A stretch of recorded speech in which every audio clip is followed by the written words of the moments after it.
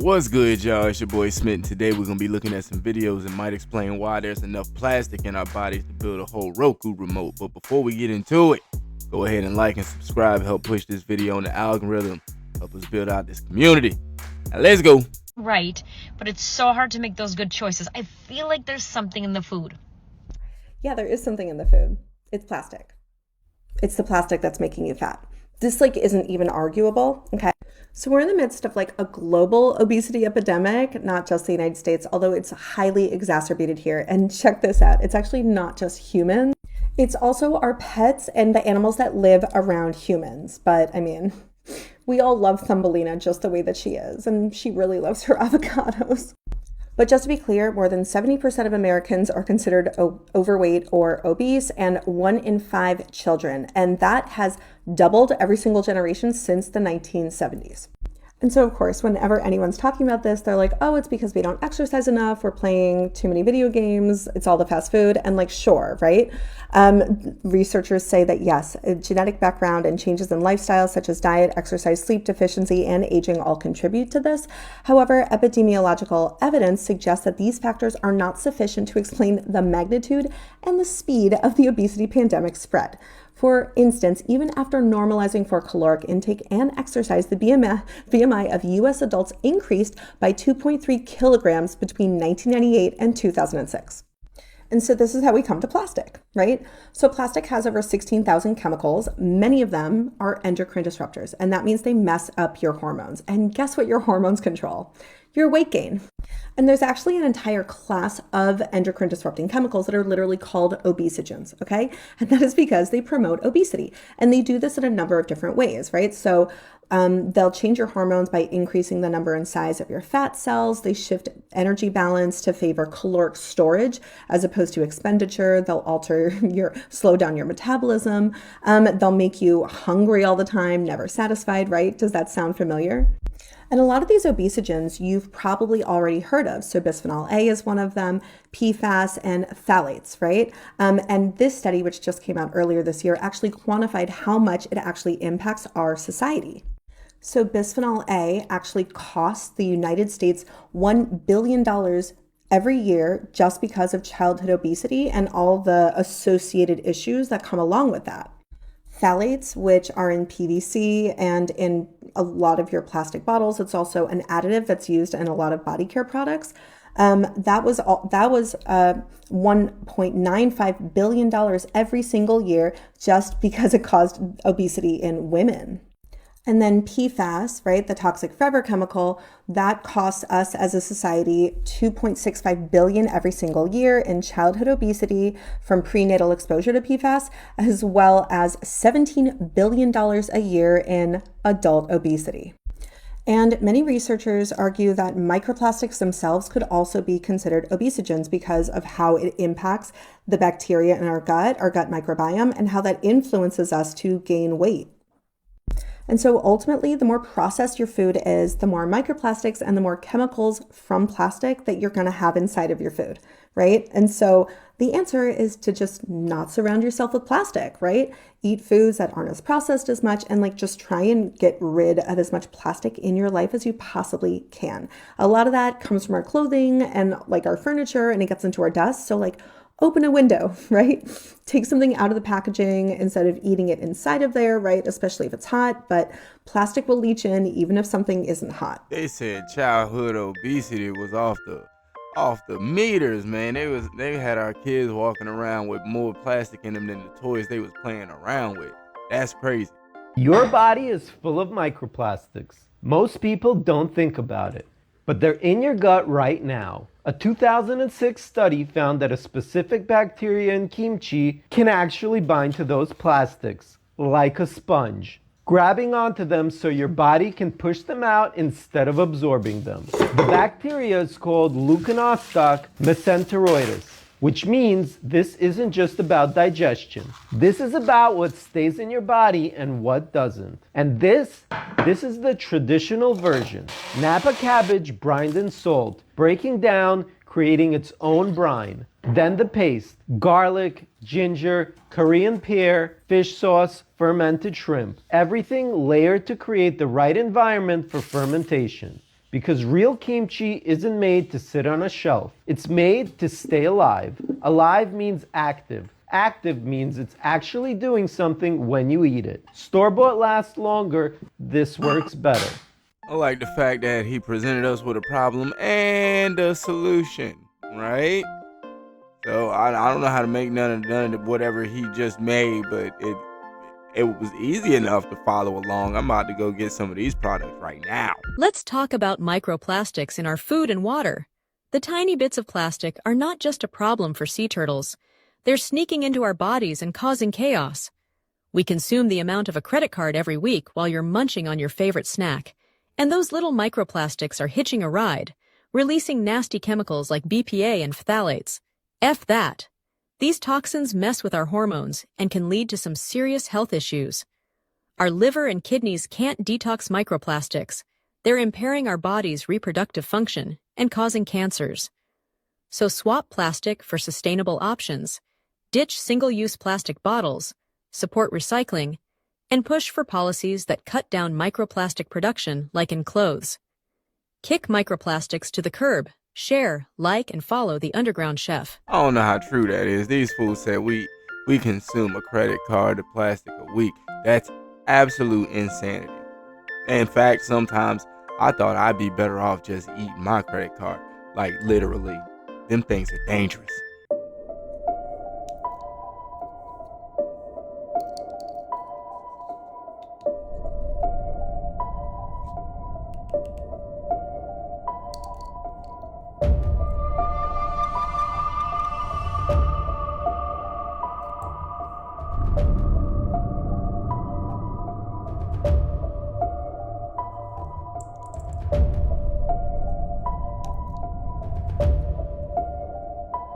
You know, I am not gonna lie, I never even stopped to think about that, right? These like quick release pills or whatnot, right? That a lot of us just been throwing plastic down by the ounce. This is crazy. There definitely is concern. I always want to frame this, and you did a nice job of it, so I'll double down.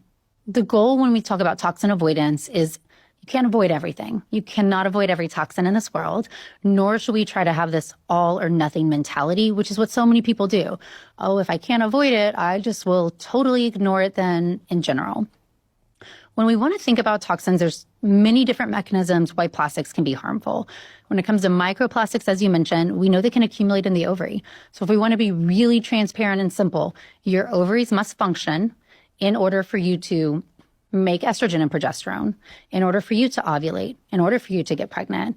So if microplastics can accumulate inside the ovary, that's obviously detrimental towards fertility or ovarian function. On a greater scale, we know that some of the endocrine disrupting chemicals that are in plastics have been associated with worse IVF outcomes, lower live birth rates, longer time to pregnancy. And these are population-based cohort studies, so there's no randomized controlled trial. So we have to limit it. And there's some truth to the fact that people who might be more exposed to plastics may have other lifestyle factors, such as we know plastics can also be in food wrappers, right? So maybe they have more of an ultra-processed food diet. So it's never one specific thing. But I look at all of these lifestyle factors, and I include toxins as one of them. These are all either contributing to your inflammatory burden or they're helping you. And when we start thinking about optimal hormonal health and fertility, it is your decision every single day. Am I drinking water out of this cup or out of a plastic bottle? Am I going to lift weights, do nothing? Am I going to run? How much sleep am I going to get? What foods am I going to eat? How do I deal with stress? And these choices, even though one single one's not going to make it or break it, together, they can add up to that inflammatory burden or they can help decrease it. And that chronic inflammation does in fact matter to your fertility and does worry me. She labeled them toxins. We all running around with toxins in our body. All of us. And the animals. That's crazy. I bet there's enough plastic in me to build a PlayStation controller right now. Get the plastic storage containers out of the kitchen. Give them to your husband to store nails in the garage.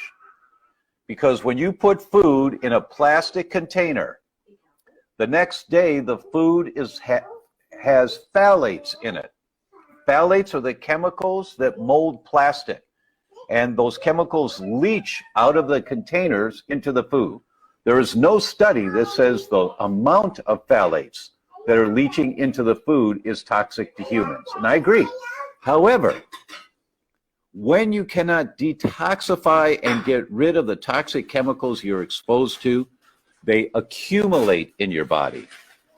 And phthalates are a family of chemicals called endocrine disrupting chemicals, means they alter your hormones. Man, this is crazy. It make me want to go store all my food in glass. It's going to be expensive, but we got to do something.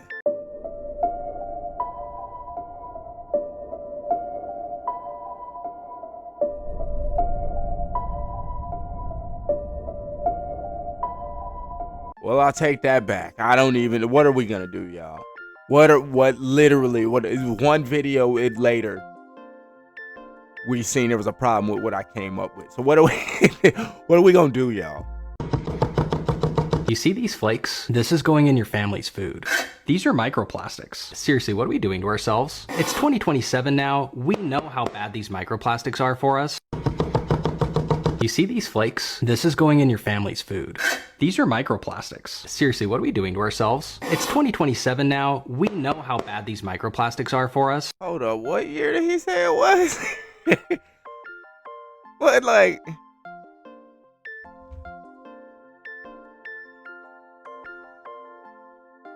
What year did he say it was? It's 2027 now. I don't even know what to think right now. Seeing that though, seeing this dude even in the future still dealing with microplastics is gonna make me now change my ways. I'm gonna start cutting my food on like a marble slab or something. I don't know what to do, y'all. I need some suggestions. We need help. Researchers at NC State University have successfully engineered a strain of bacteria to break down microplastics in our oceans. Polyethylene terephthalate, or PET, is one of the most common types of plastic used today. It can be found in food and beverage containers, pharmaceutical packaging, polyester clothing, building materials, and so on. That's why PhD candidate Tianu Lee and her team set out to find a way to break down PET in saltwater. They took DNA from Ideonella sacchariensis, which breaks down PET but not well in salt water, and spliced it into Vibrio natriingens, which rapidly reproduces and thrives in salt water. The result? A genetically engineered strain of bacteria that can eat and break down 1 gram per liter of PET in salt water every 24 hours. While this research is groundbreaking, it should be noted that this bacteria is not ready to be deployed at scale yet. The team believes it will take another 5 to 10 years of research and development to get to the point where this bacteria will be able to eat enough plastic to be truly effective. And I, for one, will be keeping up with the progress because it's solutions like these that give me the most hope for addressing the plastic waste crisis. How we have to chemically engineer some stuff to get rid of the stuff that we chemically engineered. They don't see the problem here, right? It's just like this circle of crap that we done just generated. We can't keep doing this like this. We need another way to get rid of this. And I done thought about this a lot. Super lasers. You want to get rid of plastics, vaporize them. Get them out of here. You need a big machine. I say we call Tony Stark to build it. And a big square, big cylinder with a bunch of lasers inside. You dump all your plastics in there and boom, you just vaporize them. I don't really know, bro. We got to start thinking outside the box before we all end up inside a box. In your testimony, did I understand you right? Said that you want to end all plastic manufacturing? I said the plastics industry must be stopped. So does that mean end plastic manufacturing? I mean, in my dream world, sure, but I think that go ahead. No, so I don't mean to be condescending here. I just point out what's going to replace your glasses. Like, so how I would you do wear your know glasses around your face. They're made of plastic. Maybe. No, I don't know what they're made out of. They are. What about, and I just point out some things here because I just want to be realistic when we're having conversations, because when statements are made like this, I just want to open people's eyes and say, well, okay, that's easy to say, but what's the solution? Your water bottle in front of you. This one? Yes. That plastic? No. The lid is. That's plastic. Right. So Right. I would say to your cell phone- question that I would first be concerned about single-use plastics, and then we can talk about alternatives to this. Your cell phone there. Is it plastic? the cases, but it's glass because I broke the components the inside of it's screen not yesterday. plastic? The components made out of it's not in plastic? Yeah, they are. The water that you filled that water bottle up with, where'd you fill that water bottle up out of? A water filling station. All right, and it was delivered by a drink station that was plastic? I didn't check. The edges are. The piping coming to it. Now, you have a couple of choices with the piping.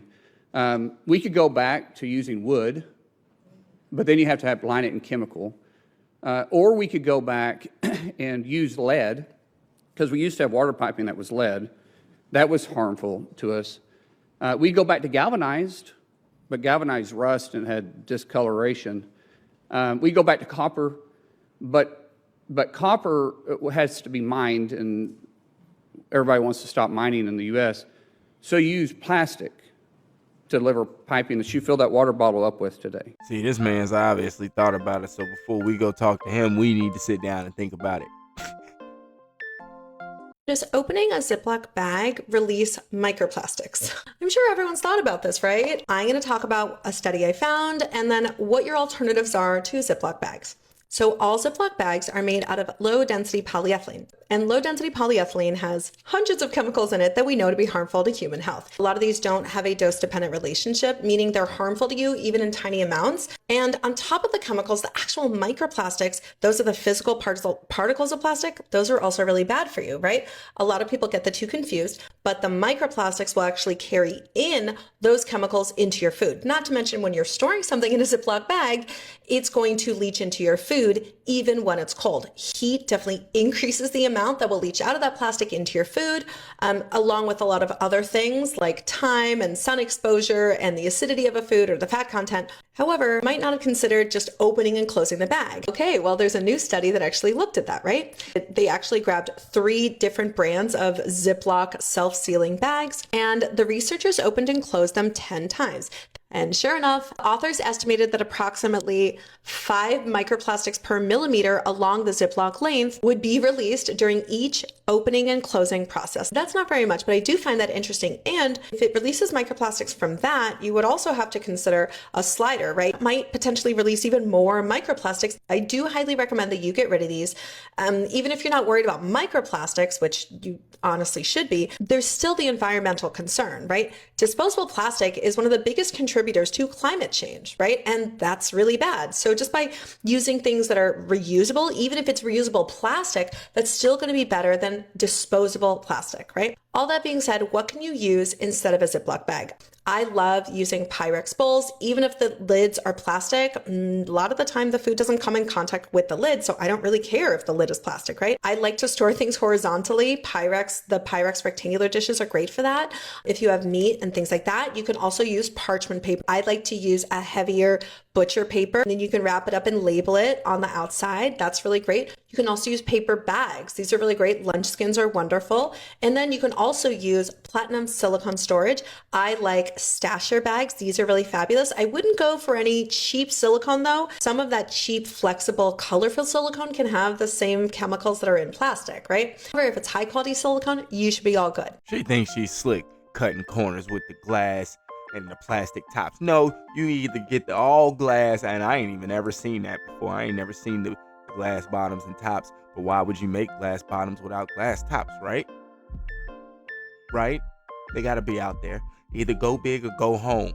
Don't be cutting no corners. And anyways, and like just plastics in the from just opening the bag, that makes no sense. It does make sense, but at this rate, it's like there's so much plastic in my body. You could probably build my casket.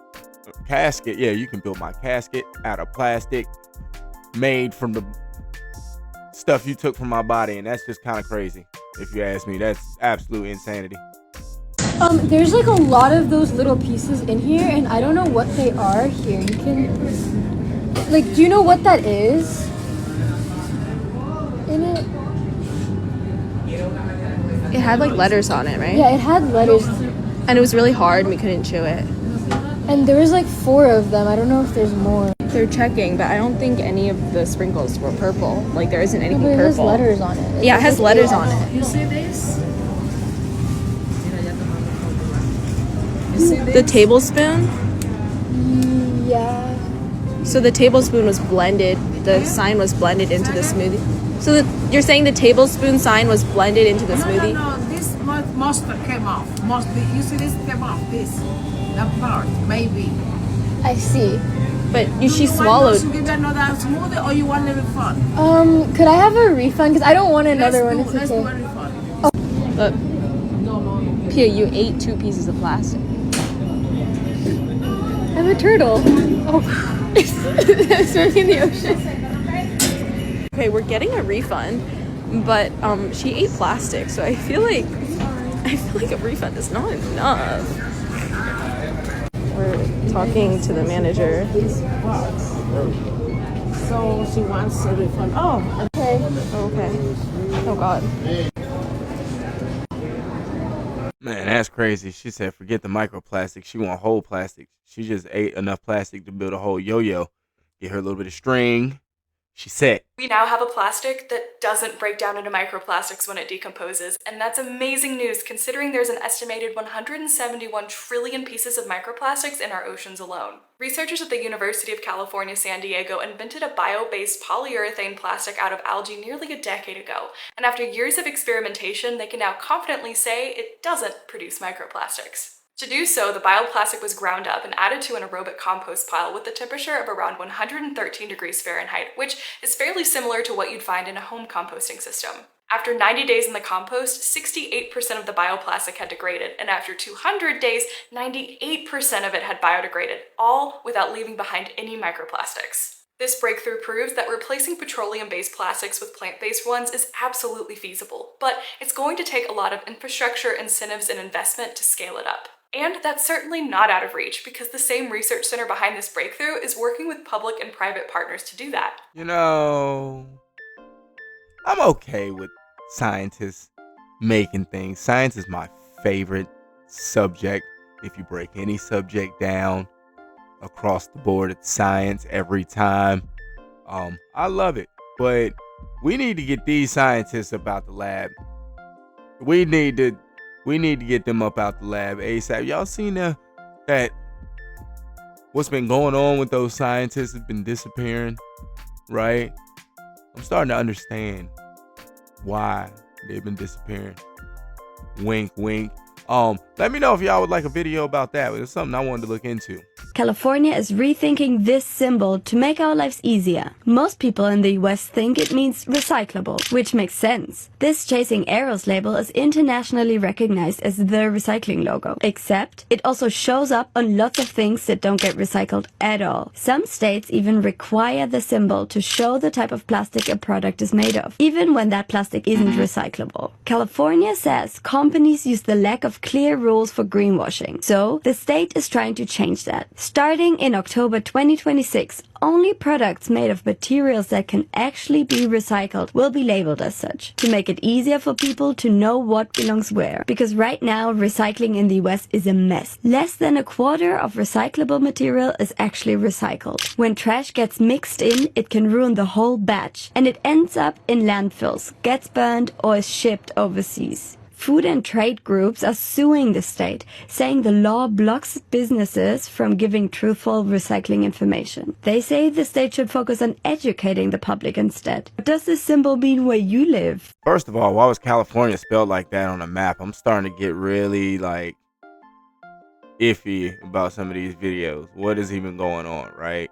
One dude just did a video on microplastics from the future. This video, California, was spelled all different. It's probably from the future too, right? That's probably gonna happen soon, right? Anyways, that's not what I was even trying to get at. I don't even know what I was trying to say this time. That California thing kind of just messed me up. I built this machine behind me so I can make gasoline for $0 a gallon from plastic waste. Let's go.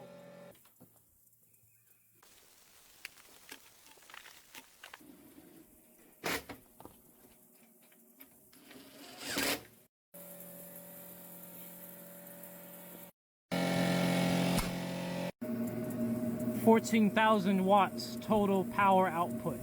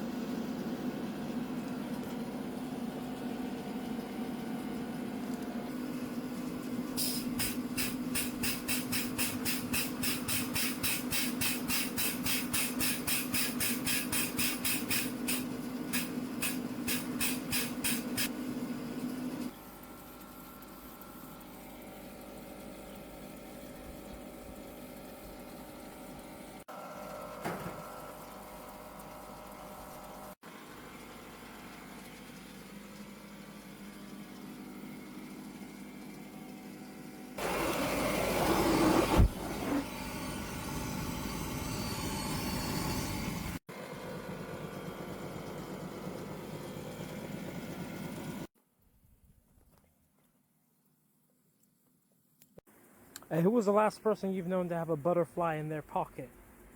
Because I've got a butterfly in my pocket whilst I'm distilling plastiline.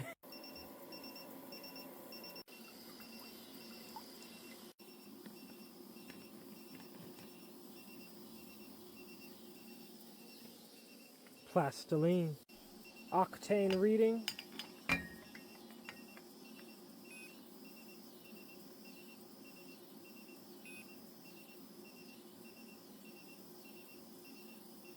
$110. That is insane levels of innovation, and I kind of like this, right? Seen this a while ago. I kind of wonder what's going on with this dude. If y'all know or have any updates on what's going on with him, man, let me know in the comments. But making that gasoline, he just introduced so many microplastics to his body. He might as well be Mr. Fantastic. He about to get his stretch on. This is how much plastic the average person eats. In 1 week, about 5 grams, which is the same weight as a credit card. In 1 month, about 20 grams was about 2 markers. And in 1 year, about 250 grams is the same weight as 31 plastic bags. If you stretched out all those plastic bags, it's enough to fill up over 4.5 basketball courts. So where does all this plastic go? Vast majority leaves our body through pee or poop, but small traces slip through the cracks and accumulate in our arteries, our brain, and our liver. And even though our liver acts as a first line of defense against these microscopic demons, when outnumbered millions to 1, it's not fighting a winning battle, which is where modern antidote comes in as backup, yielding 39 grams of sulforaphane, which flips your body's detox switch to turn solid plastics into liquids so your body can excrete it through urine and sweat. It also has milk thistle to help repair liver damage and DIM to stop plastics from wrecking your hormones. And for every 1 bottle sold, this company removes 1 pound of plastic from the environment. But since they are a super small company, stock is super limited, so I'd make sure to grab it while it's still on flash sale. Man, at this rate, I got more plastic in me than a Honda Civic bumper. This is getting out of control. And that's going to be the video, y'all. If y'all made it this far, I appreciate you. I know you could have been anywhere else on this planet, but you decided to be here with your boy, and that means a lot to me, man. Promise it does. Anyways, I'm out.